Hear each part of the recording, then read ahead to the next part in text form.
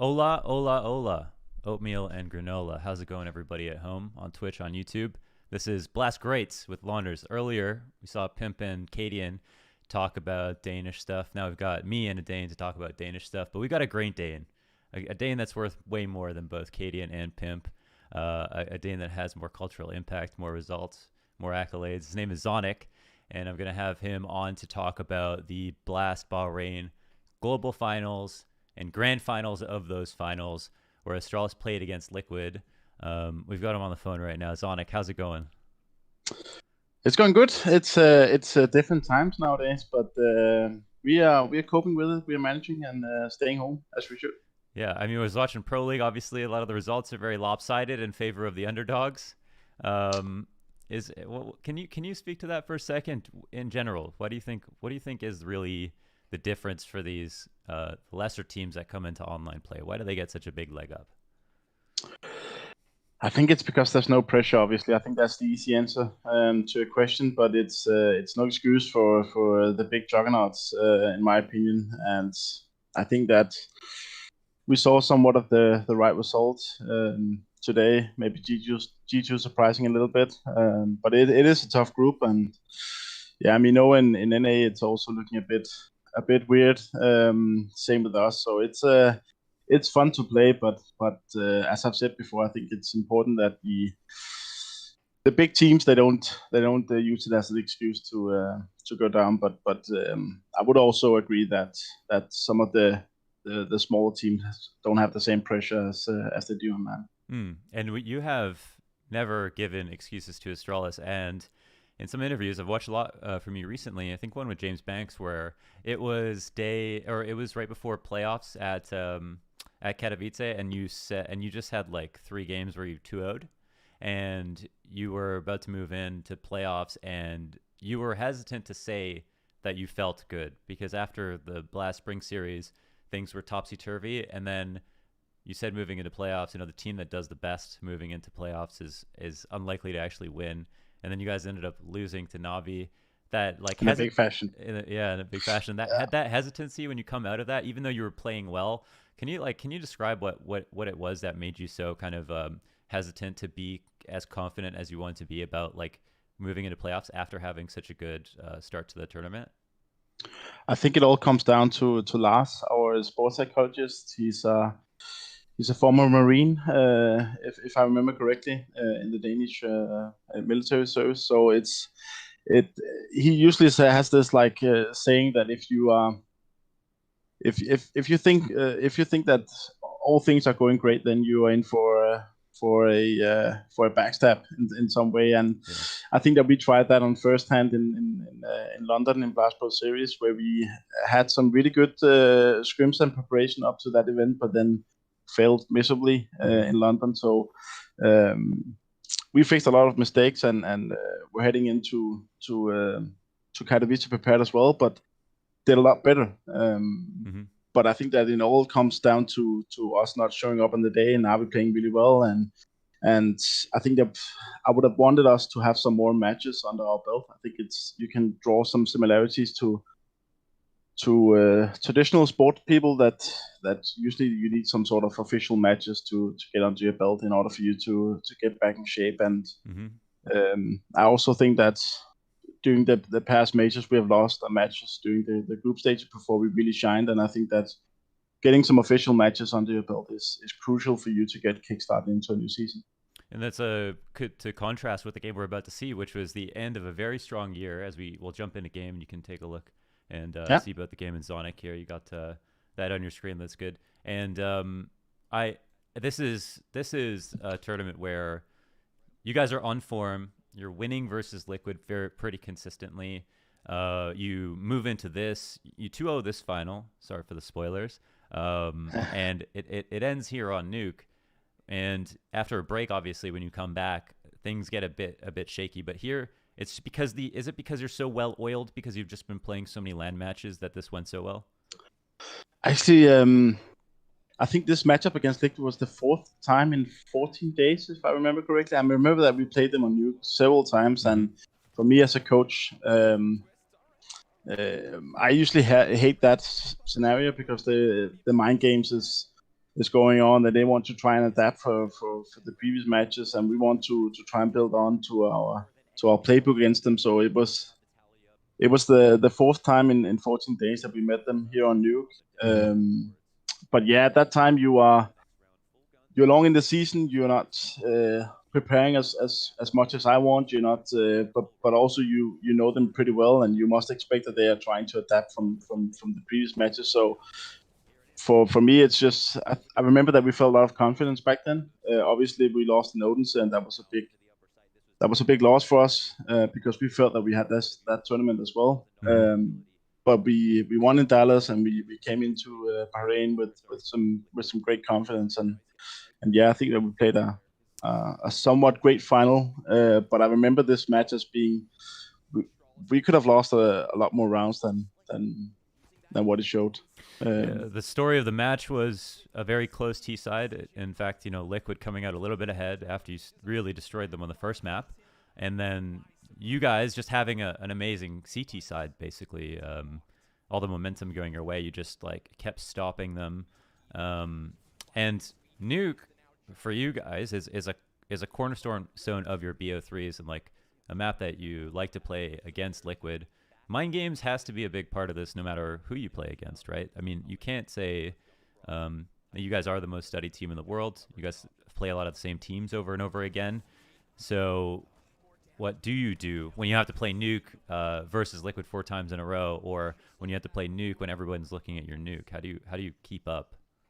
If I remember correctly, I think that we decided this time around to exploit the door, going down vents early.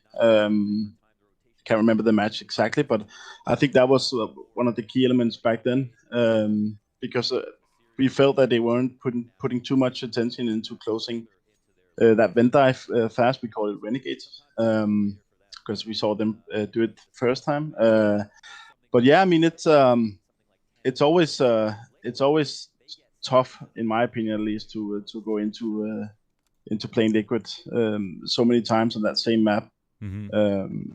But yeah, I think that what we try to do is that we have a pretty deep playbook, and for us to shine on Nuke, we really need to study our opponents, because we want to exploit rotations, and if we throw the smoke line on outside, then we need to know, okay, what type of rotation do they usually do.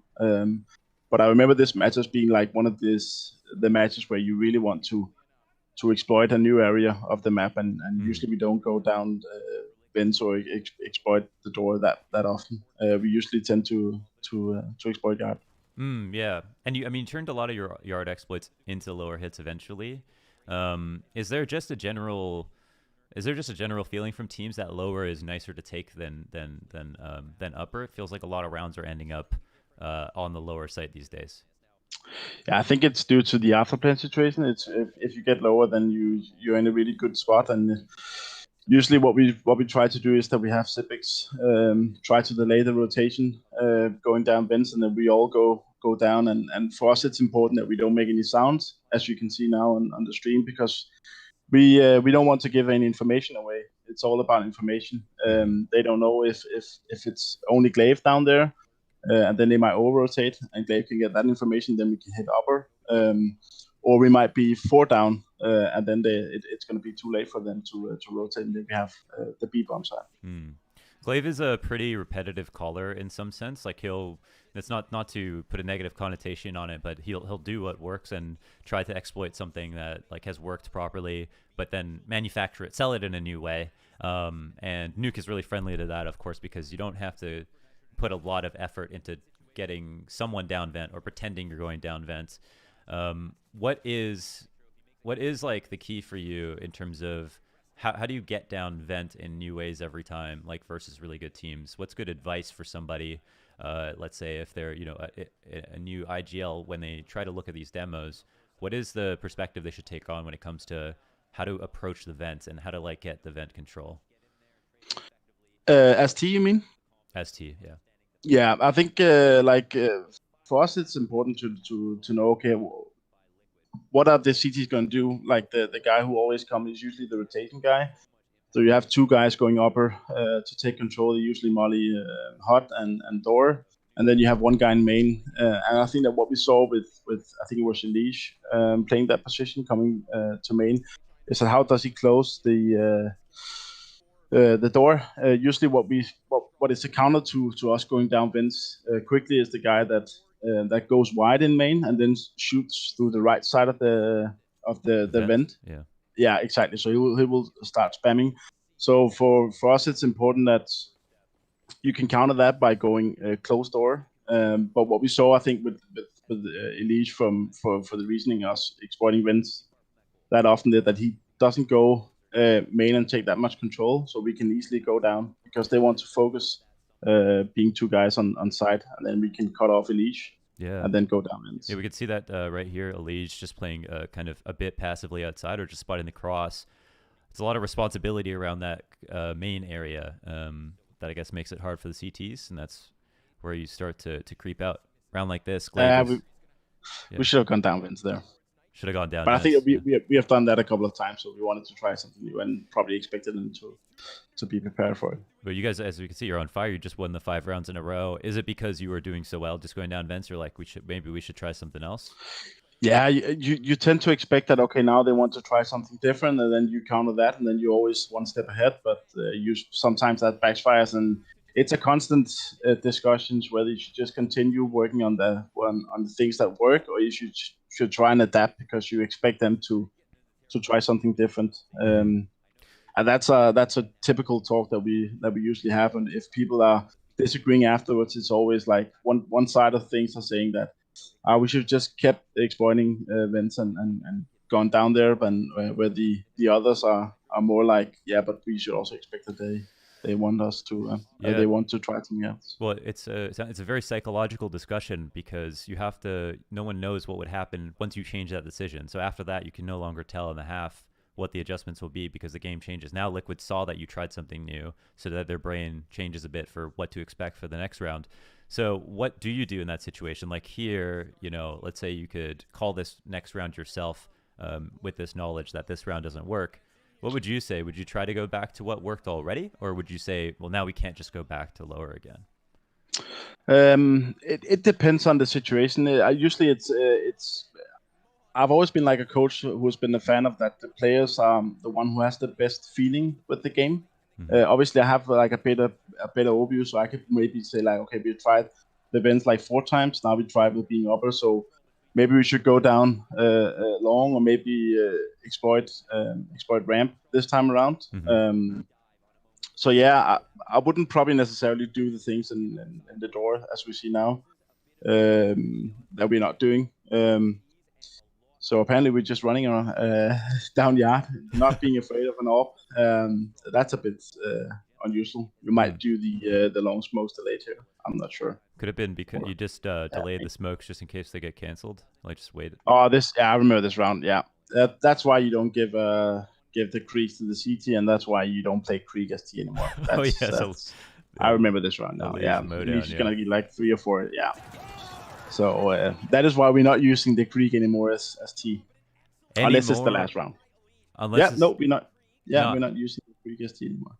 Oh, at all? Not even one? No, not even one. Not even on any map.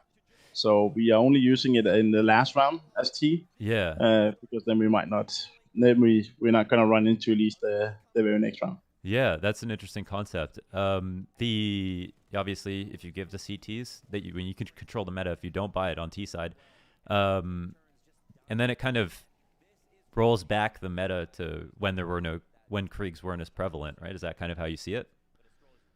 Yeah, exactly. And then obviously we get a bonus if we can prevent the Ts from using it, obviously. But if you get it as CT and you get a couple with it, and there's so many good positions where you can control different areas with the Krieg, and I think it's more useful as CT than it is as T. How bad is it with the Krieg? Because it feels like, yes, it's the gun of the hour right now, but it's not like when the R8 was overpowered for a week, or AUGs had to be agreed to be banned by teams. The Krieg is too strong, but not as strong as some of the most broken guns that we've seen in Counter-Strike. Like what is the mood on the team when you lose a round on T side and you gave up 3 Kriegs, like, do you have the expectation to lose? Like, is it that bad?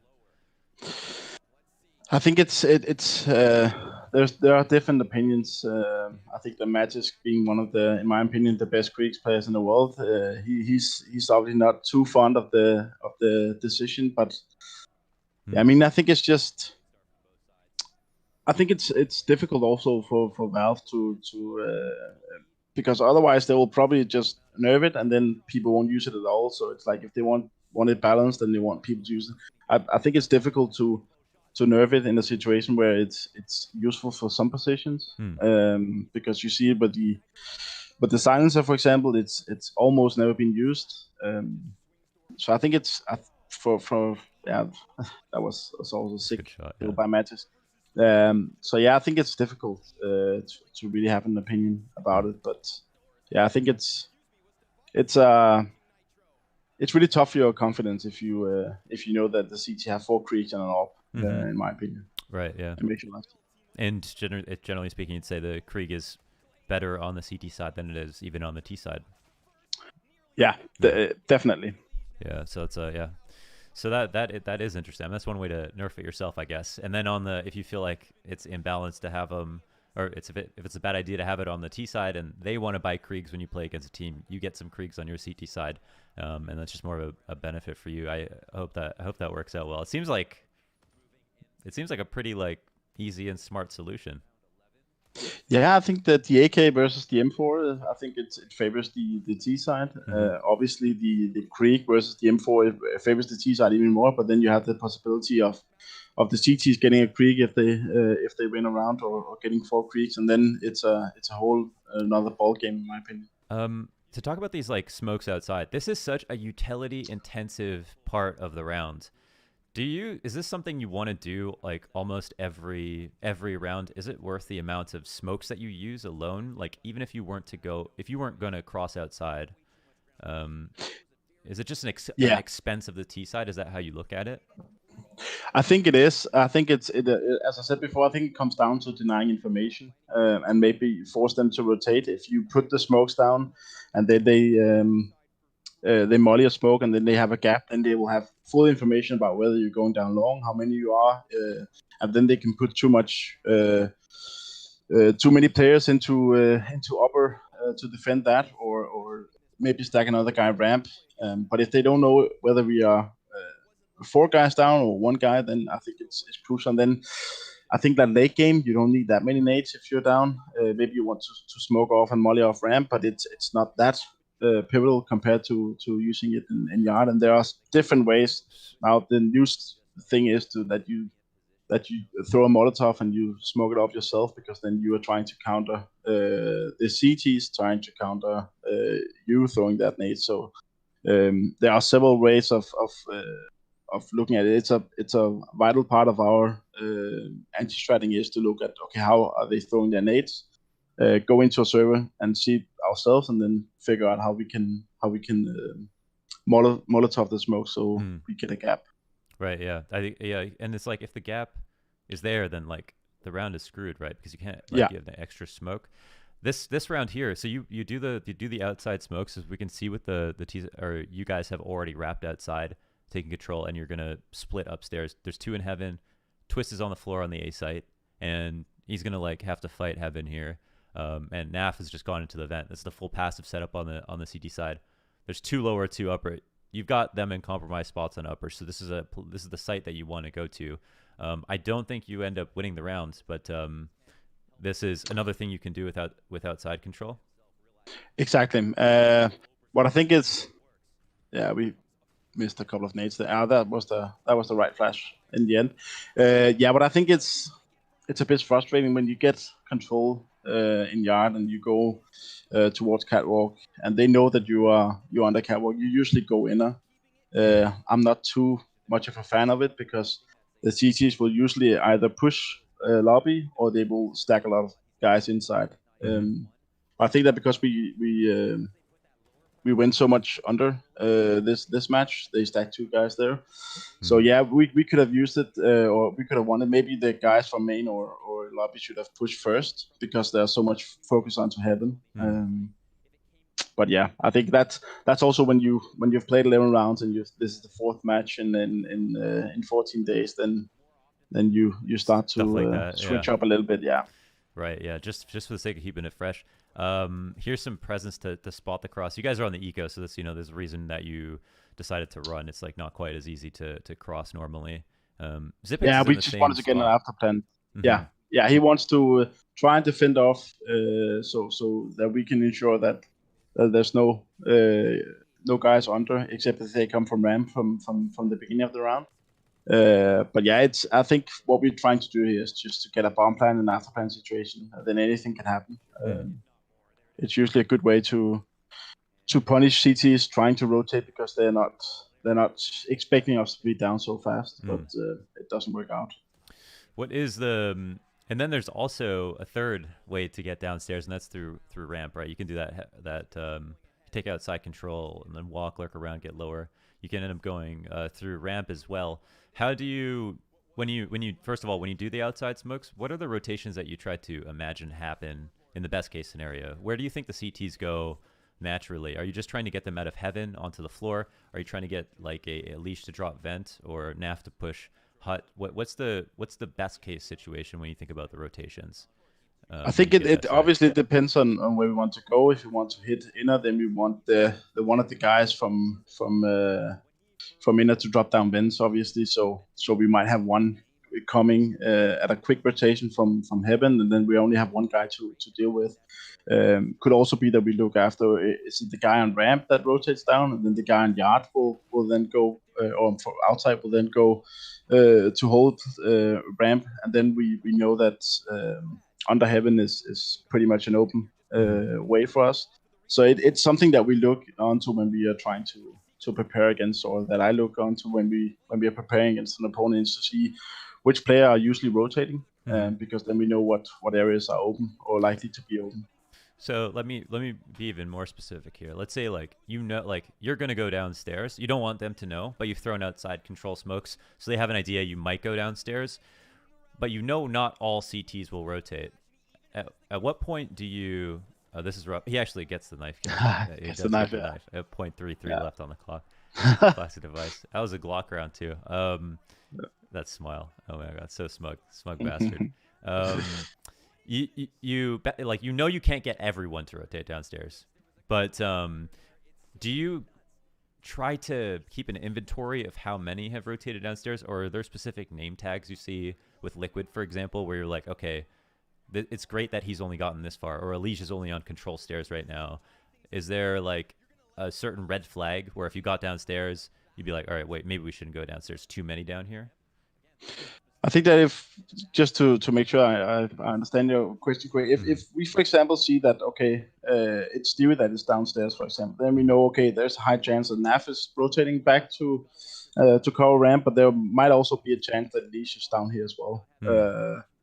But for me, it's always important that if you get the kill downstairs, then you should definitely try and trust your tactic and make sure that that are not many down there. Maybe not even one more. So then you should just go out fast and then try to kill. If we kill these, then we know that Stu is probably the next guy coming down from ramp, and then we should go out and get under control really fast.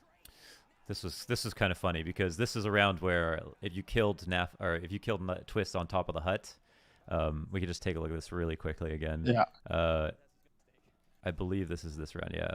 So you guys get the fast wrap outside. No one's spotting just yet. Magisk is making Usain Bolt time here into mini. Like, he's super quick, but he misses that first shot, and then the flank comes in. Yeah, and then everything falls apart. It's nuts how one kill could be so important just to stop all the progress. I agree. That's also something that you have to consider. Like, usually when we watch some of the games, it's always like it's difficult to really see where things are going wrong, because it really comes down to just if we just got this one kill, then we might have traded in our favor and things going our way. But just because this guy didn't kill or get the entry kill, then we lost the round. At this level, I think that it usually goes down like that. that you get a kill, then you get traded, and then it's up to the X and X situation, or maybe up to Xypx to clutch it out. But sometimes at this level, it really comes down to marginals and small mistakes. Do you guys do a good job of being reasonable about when you think the idea was correct, but the execution fell through? When you look at demos, do you watch them together and talk about that kind of stuff? Yeah, we also it's not a new thing, but what we also do is that we talk to the tournament organizers and get the team speak, so that we and then I create a VOD where we get the communication as well. And especially on a map like Nuke, it's really important that, because there are so many things where you make mistakes or you lose rounds based on bad communication. So I think that Nuke is one of the maps where communication is so key, because a quick smoke line, then you have to rotate, and you have to make sure that everything is covered, and you have to have somewhat of an internal counter, so you can know, okay, 20 seconds has passed, now they can be around this area, so you have to be aware of that. And it's also important for me that the guys who, because I can't talk when we are at LAN, that the guys who are dead, they also have they have a really high responsibility in order for the round to go in our favor. Get some Bahrain beauty shots. Did you have a good time walking around Bahrain? Yeah, it was cool, right? Yeah, it was really cool. Did you get to go to see the Tree of Life?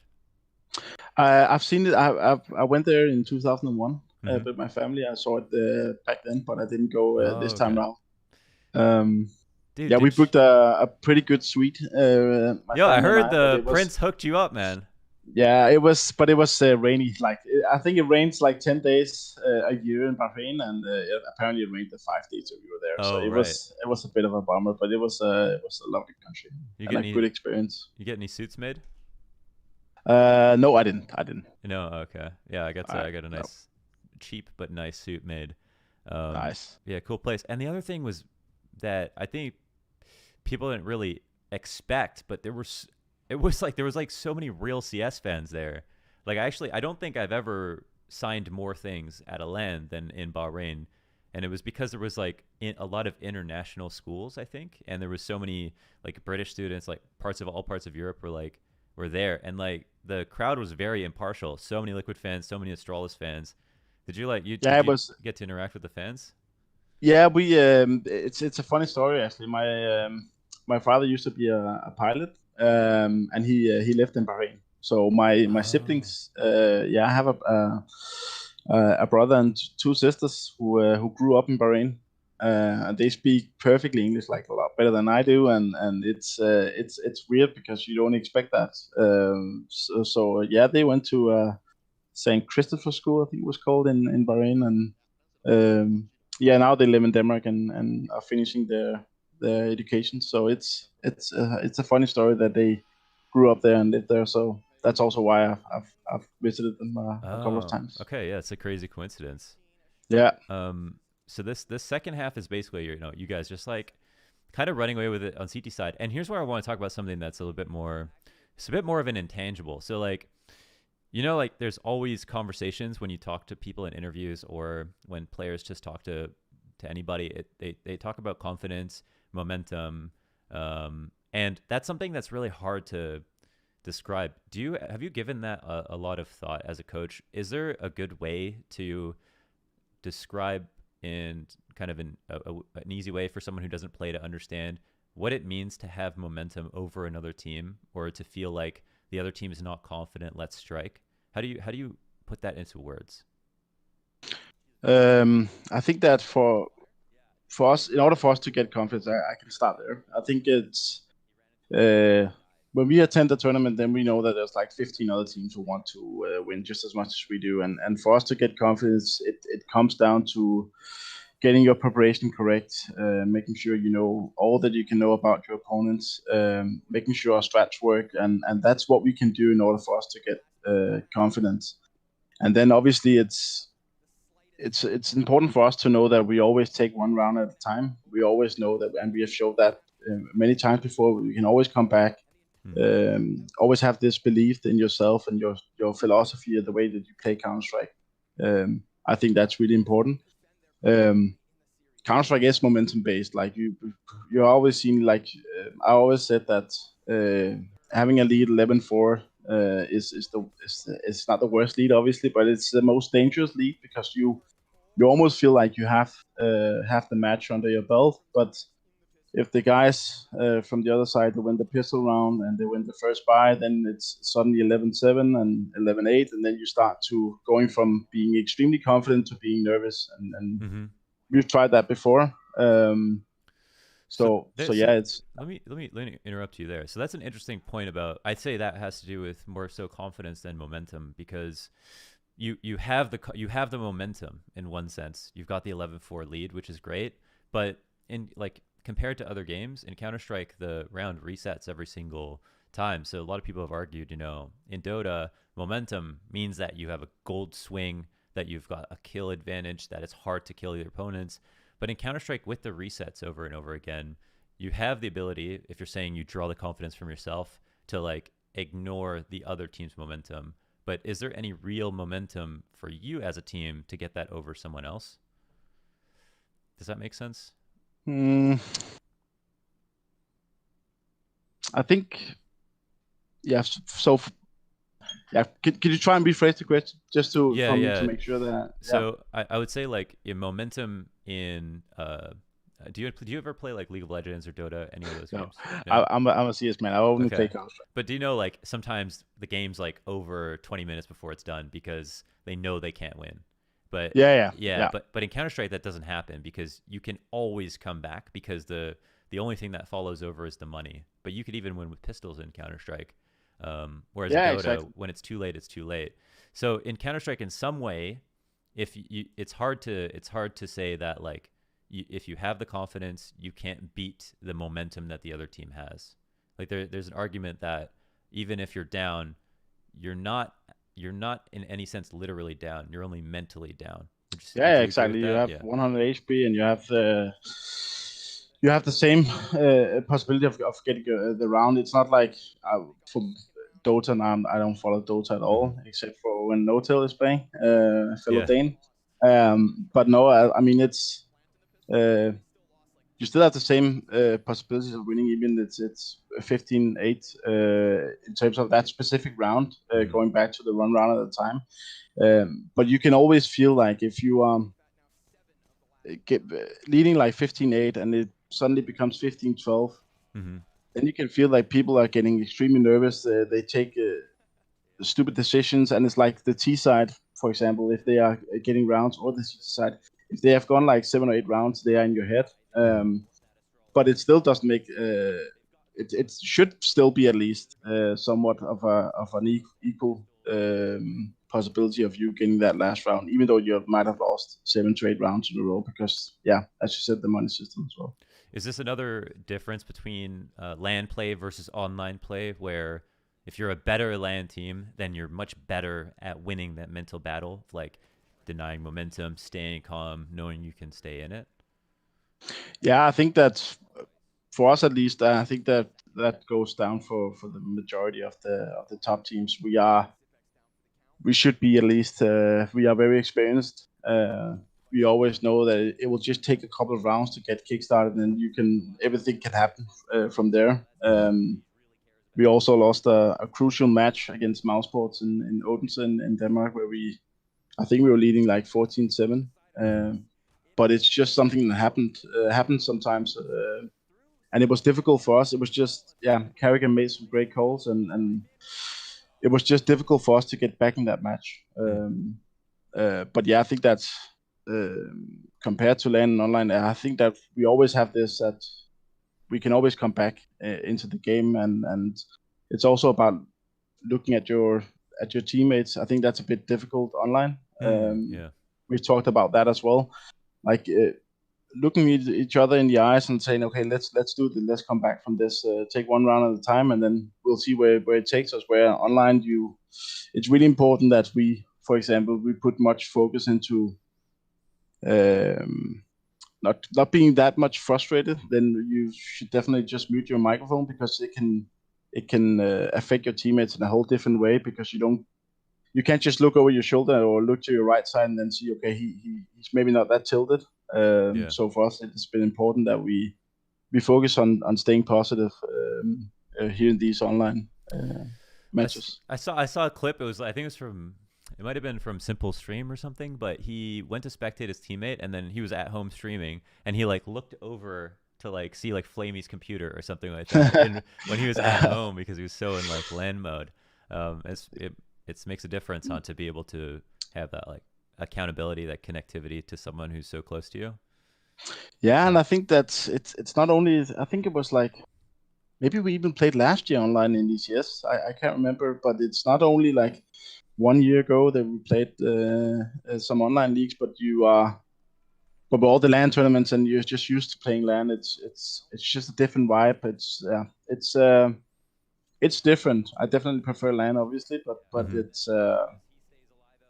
I think you also have to appreciate that we are able to at least do our sport in some way.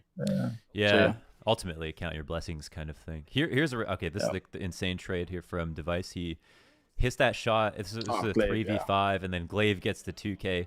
Gla1ve lights up like a Christmas tree. You should look at his eyes. He gets so excited about after this round. Yeah. You guys are down 9-7, but it's this crazy round, right? Like it's this round where you guys just like pull it together out of nowhere. You might think you like are starting to lose the map, and then you bring it back with the worst guns ever. It's the best feeling in the world, and you can see it carry over into the next round. Yeah, I think also talking about LAN, I think that something happens to Gla1ve when we are at tournaments. He's always the guy who's engaging with the fans, and he shines when we are playing at LAN. Yeah, exactly. Like standing up, and I remember that we had to take a take pause at one tournament because he stood up and then his in-ears got unfucked. Yeah. So, but yeah, there's something happens. Yeah, it's so nice to see that when we are at tournament and we have a crowd behind us, then he shines in a whole different way. And we see this is another reversing the eco now, but Gla1ve just pops off. I mean, this is 3. He gets who had us? Did he rush main with the scout? This one, I don't know who did, but did someone? Yeah, maybe. And it felt like Liquid stopped talking almost. Like they got a little bit. Yeah, but that's also like it felt like they had. I wouldn't say given up, but that was just a bit weird. Like rushing. What's that? That was NAF rushing main with the scout. That's a new. Yeah. So, yeah, it looks. I mean, you can see they get. Like, you wonder how they even win sometimes because they just get so hard. It feels like they're so hard on themselves in these moments. But you guys feed off of it, obviously. I mean, you can't see them at the LAN, but you can see the fans. Everyone's cheering. Like, you guys are excited. And, like, it's crazy because I'm commentating this match. And, like, Dupreeh gets this round. And then it doesn't feel like you guys were losing at any point, right? No. The whole mental game just changed getting completely. 7 rounds on Team Nuke is also a great start, I would say. Yeah. Maybe that was not in today's Counter-Strike, but at the time, right? Oh, that's true. That's true. But we never get more than 7 rounds. It feels like it's always like 7 rounds. No matter if we play if we play like a decent level of Counter-Strike, you usually get 7 rounds. That's quite good. But yeah. Their strat book revolved a lot around outside as well, so they're gonna and that's just common. But what's your response here on CT side, kind of before the match starts? What do you talk about when you're like, if they throw their outside smokes? Where was the meta for you guys after all these matches that you played against each other? When you think about how they play outside? Yeah, so I think for me at least, it's always important to see how they are throwing their smokes. So to maybe prevent them from making the smoke line. I remember that we tried to counter it, but I'm not sure why we didn't throw a Molotov this time around. Maybe, I don't know if Device is under from the get-go. He might be. And that's why. Does he have an... Oh, he doesn't have an AWP. So yeah, Device is down there from the beginning of the round, so we didn't put too much effort into it, but it's always like the yard. That's also my focus. Sometimes it's I would say it's a bit of one of my weak sides, is that I tend to, both when we're practicing, spectate the same guys, not having the full overview. Sometimes that's also when I'm preparing for our opponents. I always tend to exploit the choke points. So outside, my focus will always be there. I maybe not tend to put too much focus into ramp, for example, how they are positioning inside lobby, because that's not where the action is happening. So I'm always focusing on what's happening at the most key points of the map, and I think that's also a good thing. But sometimes you can also exploit. Okay, where's the guy? If they're making the smoke line outside, where is the guy in lobby position? So maybe we can exploit him and push him in some way. So I think that we wisely decide to eco here. Right. So is all that to say, like, you focus on outside because there's so many things that teams can do with it. But if Liquid throw those smokes outside and you guys don't respond in a way that you can stop the smokes with a Molotov or whatever, if you had a better understanding of other parts of the map, you could exploit those in exchange for giving up outside. Yeah, exactly. Yeah, exactly. And that's also something that we have been working on in the past couple of months, is that if we can't get control outside, if they are doing the smoke line, we can't do anything to stop it. Then we might as well push in, or we need to get some map control at a different area. And now we're trying to stop them by throwing a Molotov, but they're using what they're doing is that they are Molotoving it off themselves. So, and then they are smoking it. So it doesn't make sense for us to Molotov it close to red. We actually have to use the Molotov near the wall, further back, if you know what I mean. So you'll get the gap in the middle. And we should be doing that if I have. Otherwise, I should have taken a timeout now and then tell the boys that we should pop off a Molotov near the wall in order for us to stop their smoke line. The only issue with that, obviously, is that you only get one Molotov, one smoke. It's just a very expensive, resource-intensive approach to the counters outside. But once you see it, is there anything the CTs can do from there, or are you guys good? If you throw your Molotovs down, your smokes down, there's nothing they can do really. Obviously, they can right-click a smoke and then fulfill the to block it smoke from line. Secret? Yeah, they can do that, but then you get an information that there might be a little bit more outside, and then you need to have a guy rotating down no matter what. But it's always frustrating as T when the CTs have read your mind, and that's also part of the mind game. That the CTs have a counter for you. I also think that's also why I'm so fan of an 8-stack, because then the guy who's standing in a position and he gets an 8-stack and he's like just down to 3 HP or he's getting killed, then it will psychologically, it also has an effect. He might be out of that round, but he will start questioning himself in a whole different way. And that's also like for the in-game leader, when you're trying to do all these executes outside or in smoke lines, it could be close to main, or it could be the NIP smokes, we call them. And if the CT are constantly punishing you, then you will start to divide from your game plan, and it will be a tough life for the in-game leader. Let's go one step even deeper here with this outside stuff. Device probably has the hardest job in terms of, like, he has a lot of responsibility on his hands to try to stop this execute. Oh, this VOD froze.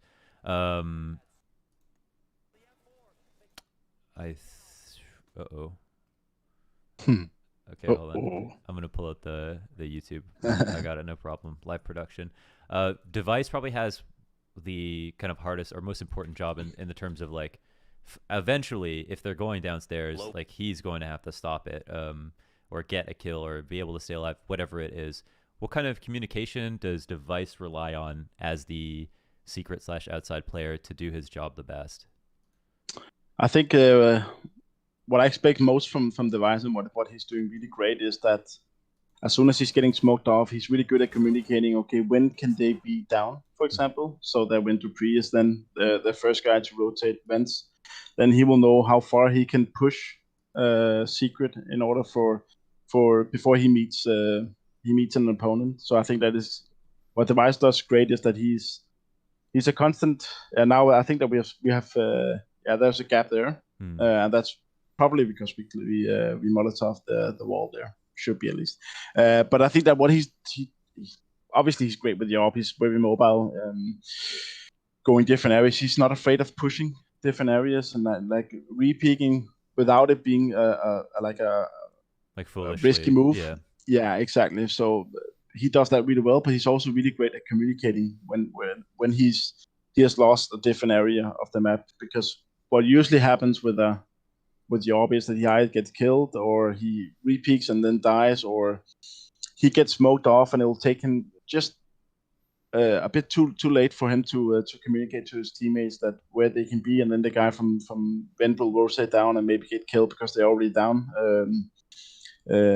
And then listening to how many T's are running down and stuff like that. And he's very mobile and has a good read, I would say. Usually he calls where he wants to go. If he wants to go down secret from the beginning of the round, if he wants to peek door from main or even go ramp, I think he has a great understanding of the game and is also a very great student when it comes to us preparing against the opponents. Okay, well, let's say doomsday situation. Tom Cruise does his own stunts outside, ends up dying first thing. It's 4v5 to kick it off. You planned on having him op the cross outside. What's the immediate adjustment for the CT side to make up for the fact that now secret is open, no information outside, heaven could get wrapped on eventually, and you're 4v5? How do you move your parts like in a general sense? Yeah, I think it comes down to, okay, what information did the device have? Did it just get killed? And then we have no idea, and then we might stack. But I think it's important that you have one guy close to inner, but also who can also get information about if they want to come up from secret again and then wrap under heaven. So you will probably put one guy at windows maybe, so you can help inner fast, and then you might stack two down under. Then maybe one guy to people go down vents and Xypx can go down really quick from ramp and then help him out, and then Gla1ve can rotate to ramp. But it's never an easy situation if you lose your orb yard and they get secret control without you having gotten a kill. So we also might even just stack and then save if we don't see a point in us retaking. Yeah, even the 4v5, because it was already hard, as you're mentioning, sometimes to get the map control in the 5v5. So like in the 4v5, where would you just hoping to make a mistake somewhere, basically like run into your control guy who rotated downstairs, or like someone gets a 2k kind of thing? Or yeah, exactly. Or we could just push lobby just to get some information, because what we want to know is how many are they down there. If we don't believe that, or if we have seen on our preparation that they're not going that many down usually, even though they're throwing the smoke line in yard, then we might tend to push center lobby. Something needs to happen at least. We can't just sit around. We need to punish them and get it back to our favor, or just stack, and then hopefully they'll run into our stack. Yeah, that was close. Yeah, very close. Yeah. Yeah. Very scary. Staying in their heads again, like really important, obviously. Like even if you don't necessarily win the round, sometimes coming that close is nice, especially if you're already in the lead. Yeah, but I think for me it's always been important that you, no matter what, even if it's come down to us having an eco, you shouldn't just rush 5 guys. You should just wait out, make them use some money on throwing nades and stuff like that, just to always like trying to play the least amount of percentage of you getting the win. So for me, it's always important. Like if you are T with a full eco, Glock eco, then wait a little bit, make them use a couple of smokes, Molotovs, try and get a bomb plant. It's always important just to, no matter what, try and get the best out of any situation, basically. And that also comes down to you maybe saving in a 4v4 or 5-on-5 if it doesn't make sense for you to retake, or if you have a really low percent chance of winning that round. And a huge part of that is with gaming, the utility out of a team or catching rotation is knowing what they're going to do or what the setup might be on their anti-ecos. How many of your players know kind of a lot about the other teams that you play against by watching demos, and how many of them don't really watch demos as much in terms of preparation and focus more on just like their own game? There's no other way to put it, but like I can't go too much into details about how we do stuff, but I would say that I'm really satisfied as a coach to have 5 players who are so evolved in our daily life, in our way that we practice, and they take notes and they talk about different areas of the game and come up with ideas and watch other teams play. It's not like I think it's on most teams. I think it's just a couple of guys on the teams who come up with ideas. I think that for us, it's a general factor that all of them contribute in on the tactical side as well, both in coming up with new stuff and also when we are watching a match that we have lost or even won. I think it's I'm privileged as a coach to have 5 players so involved. Something I've always wondered actually is because you guys do keep like a very kind of close relationship throughout the day, whether it's at the actual match or it's like, eating food together, just hanging out, and you've got like a brotherhood going on. But it can be kind of hard to dish out criticism to people you love. Is that something that's a challenge to make sure that you stay somewhat impartial as a coach? Or is that something that you guys have a natural chemistry and you can just talk to each other openly all the time? I think it's always difficult on the team to sometimes have these difficult talks. Also, because I think that it's also important to be somewhat of a not only just like a father figure, but also like a friend of the players, because we travel so much together and we do a lot of stuff together. We go to the cinema and try to socialize, because I also think that's important when you travel 100 to 200 days a year. Yeah. But there's also been like times where I've been, okay, I need to maybe step down from that friendly role and then maybe have a more I wouldn't say authority, but in some way authority over the team, because sometimes it might be a little bit just okay. It might be a little bit too casual, I would say, and then I have to step back. But I think there's no like right recipe. I think the other way around is also not the right way. Like me just being a traditional coach, like saying, "Oh, you need to do this," and if you don't, like I don't think that I don't appreciate that approach, and I don't think it will work, because for me it's always been important that I get the players' respect and that they know that I work hard for them, and then I expect that it will come back to me and them working hard for me as well. But yeah, sometimes I need to turn out the hard ass coach, and other times we also need to be able to have fun and have a good relationship. Yeah. So it's a mixture. Yeah. And this is something, again, I think you guys have like publicly stated, but it's just something you guys in particular take a lot of pride in. How much do you model yourself, over traditional sports teams? Because I know right now, like, your structure is that you have the power to cut players on the team. Is that right? Yeah, I think that back in 2016, when I became the coach of the team, it was the whole scene. I think it was the most teams, if not all teams. It was like the players who ran the team pretty much. Yeah. So whenever you jumped out of a tournament, not living up to your expectations, then 4 players will sit in the hotel room talking about how bad the last guy was, and I wanted to get rid of that culture. I don't think it's healthy. For me, it's always been like you have this open-minded culture on the team where the coach obviously sets the team, but I would never do anything that would harm the team or do anything that's just because I don't. Personal vendetta. Yeah. Yeah, exactly. For me, it's always been about getting the trust from the players, having open discussions. We have a rule that I don't just wake up one day and then a player is benched. I remember that Dupreeh got a warning back in 16, and then we set up a plan for him to how he could come back, what he needed to work on individually and with the team, so that he knew that there was like some sort of security net for him to come back to the team and be a vital part of the team, as he has always been. So I mean, I don't know if this precludes anything, but the mixed results recently, you guys bringing estag on the team, it feels like a response to results that maybe are not like 2018 Astralis or whatever. Did estag coming onto the team, could you talk about that for a second? Like, what was the the thought there. I theorize that you could use him to help with the team even when he's not playing. Is that something that you also want a 6-man for? Yeah, I think that with Patrick, I think that we got a player who can play various positions and various roles, and he's a really great guy in real life as well. For me, it wasn't about the results. It's not an idea that came out here in 2020 because we lost in London or we didn't perform that we wanted to.